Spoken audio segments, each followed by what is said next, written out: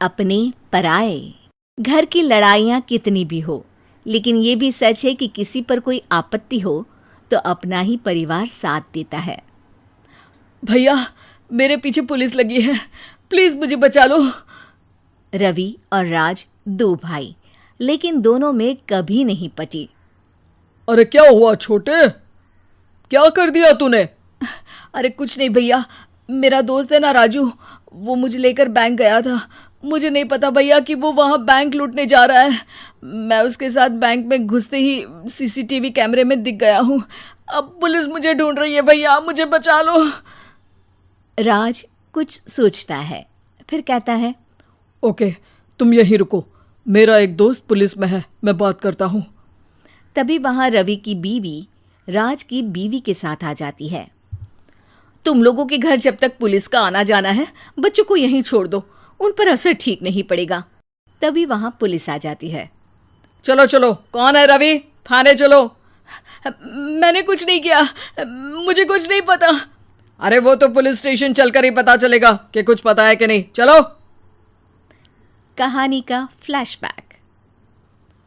भैया, मुझे मेरे मकान में हक चाहिए ही चाहिए। अरे लेकिन छोटे, अभी मेरे बच्चों पर काफ़ी खर्चा है, तेरी भाभी की भी तबीयत ठीक नहीं रहती, बजट बिल्कुल नहीं है कि मैं अलग होकर रहूं। देख लो भैया, 1 महीना है तुम्हारे पास, जल्दी से घर खाली कर दो। अरे कैसी बात कर रहे हैं भैया, मेरे शरीर में अभी इतनी हिम्मत भी नहीं कि घर को खाली करे। तो क्यों अपना पोषण बेचा भाभी?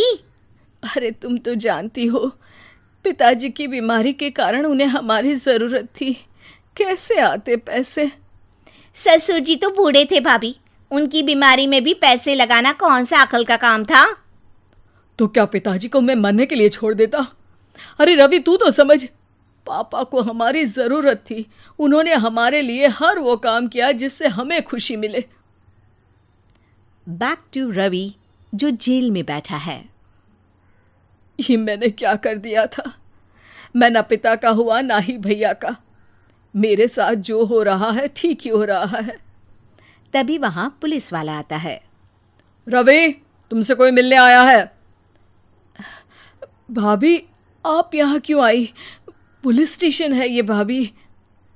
भैया, आपकी जगह मेरा भाई होता तो क्या मैं नहीं आती? अच्छा, ये खाना ले लीजिए, खा लीजिएगा।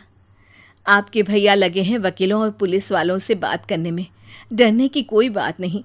जब आपने गुनाह किया ही नहीं तो सज़ा भी नहीं मिलेगी। रवि भाभी को देखकर रोने लगता है। घर में साक्षी चुपचाप बैठी होती है कि तभी सोनम कहती है, अरे साक्षी, क्या हुआ, परेशान क्यों हो रही हो? भाभी, अभी अभी पुलिस स्टेशन से खबर आई है, इन्हें बड़े जेल में शिफ्ट किया जा रहा है। मैं क्या करूंगी भाभी? रो मत, हम अच्छे से अच्छा वकील करेंगे। लेकिन उसमें तो बड़े पैसे लगेंगे दीदी, हम इतना पैसा कहाँ से लाएंगे? अरे क्यों, ये मकान है ना, और मेरे कुछ गहने भी हैं। साक्षी की आंखों में पानी आ जाता है।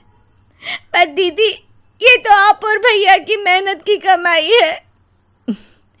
पापा के बाद भी तो हम लोगों का सब खत्म हो गया था।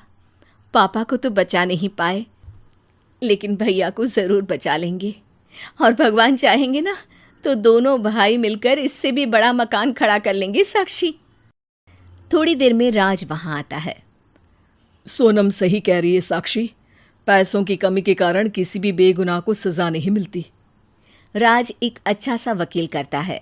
सोनम और साक्षी बचाए पैसे और अपने गहनों को बेचकर रवि का केस लड़ते हैं और जल्द ही रवि जेल से बाहर आ जाता है। रवि राज को गले लगाकर कहता है, भैया मुझे माफ़ कर दो, मुझे साक्षी ने सब कुछ बताया है। भैया, आपने मुझ पर विश्वास किया, मेरे लिए दिन रात मेहनत की, भाभी ने अपने गहने तक बेच दिए। भैया, आपने तो पापा के लिए भी पैसे नहीं देखे, लेकिन मैं बहुत ही सेल्फिश निकला। भैया, एक आखिरी बार मुझे माफ़ कर दो, मैं शर्मिंदा हूँ। अरे भाई, अपने तो अपने ही होते हैं, पापा ने हमारे लिए क्या नहीं किया ये तुम्हें बताने की ज़रूरत नहीं है मुझे। और फिर तू तो मेरा भाई है, पैसे से बढ़कर रिश्ते होते हैं भाई।